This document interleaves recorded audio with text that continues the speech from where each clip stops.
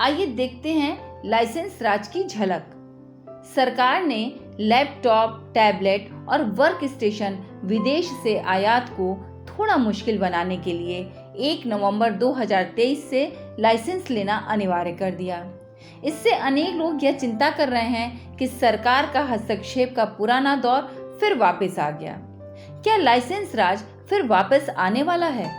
हमारी नई पीढ़ी को लाइसेंस राज के बारे में कुछ पता ही नहीं होगा, तो आइए इसकी कुछ झलक दिखाते हैं। इंदिरा, राजीव के समय और पहले भी लाइसेंस कोटा राज में किसी विदेशी को यह अनुमति नहीं थी कि वह भारत आए और यहाँ इलेक्ट्रॉनिक वस्तुएं बनाए। आयात पर प्रतिबंध था और निर्माण भारत की सरकारी कंपनियों द्वारा ही किया जाता था। यही वजह है कि कई राज्य सरकारों ने अपने यहाँ उपक्रम स्थापित कर लिए थे, जो कोरिया से किट लाकर भारत में टेलीविजन और 2-in-1 बनाते थे।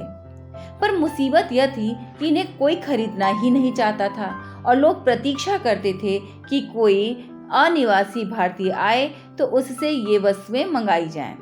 उस समय हवाई अड्डे की बैगेज बेल्ट ऐसी चीजों से लदी रहती थी, लेकिन 1991 के बाद यह सिलसिला बंद हो गया। विदेशी मुद्रा के बारे में तो और भी बुरा हाल था।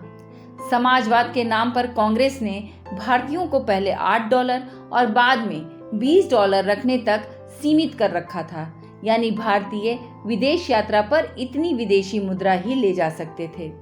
हर श्रेणी के लिए एक तय सीमा थी। कोटे और प्रमाण पत्र के लिए रिजर्व बैंक जाना होता था। इसी राशि में होटल, खाना, आना जाना सब शामिल होता था। क्रेडिट कार्ड केवल भारत व नेपाल में काम करते थे। जाहिर है कि विदेश में भारतीय कार तक किराए पर नहीं ले पाते थे।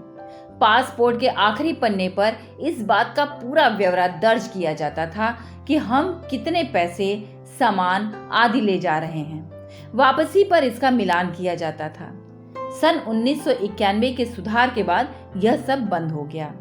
भारतीय क्रेडिट कार्डों का विदेश में स्वीकृत होना एक बड़ा सुधार था और इससे भारत की अंतर्राष्ट्रीय प्रतिष्ठा बढ़ी।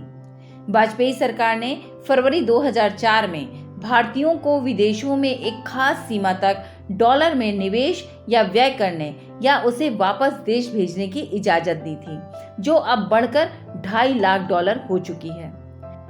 अगर आप आज सोचिए तो यह कितना भयावह और बुरा दौर था। यह इसको देखकर आज का हिंदुस्तानी तो यह कल्पना भी नहीं कर सकता कि बुजुर्गों ने क्या क्या झेला है और आज वह कितना स्वतंत्र है। विदेश जाना और वहां अन्य देशों के निवासियों की तरह शान से पैसा खर्च करना कितना आसान हो गया है, जबकि एक समय ऐसा था कि जब अनेक भारतीयों के पास पैसा हुआ करता था, लेकिन तब भी विदेश में उन्हें भिखारी की तरह होकर रहना पड़ता था। यह व्यक्ति और देश के लिए कितने कष्ट और अपमान की बात थी। अब जब इतने बंधन हो, तब देश तेज तरक्की कैसे कर सकता था?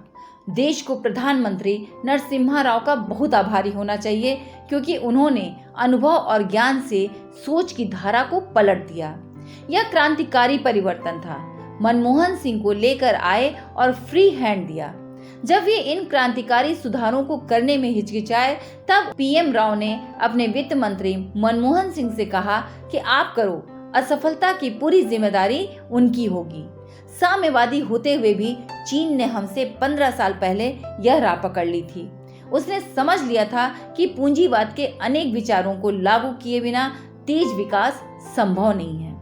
इसीलिए उसने अपने यहाँ पूंजीवादी देशों के उद्यमियों को इतनी अधिक सुविधाएं दे दी, जो उन्हें अधिकांश पूंजीवादी देशों में भी उस समय नहीं मिल रही थी। इसीलिए चीन हमसे 15 साल पहले ही विकास के पथ पर तेजी से दौड़ पड़ा और आज विश्व की फैक्ट्री और आर्थिक ताकत बन गया है। नेशन बिल्डिंग प्रोडक्ट्स चैनल को यदि आप राष्ट्र निर्माण हेतु उपयुक्त पाएं तो लाइक और सब्सक्राइब करें।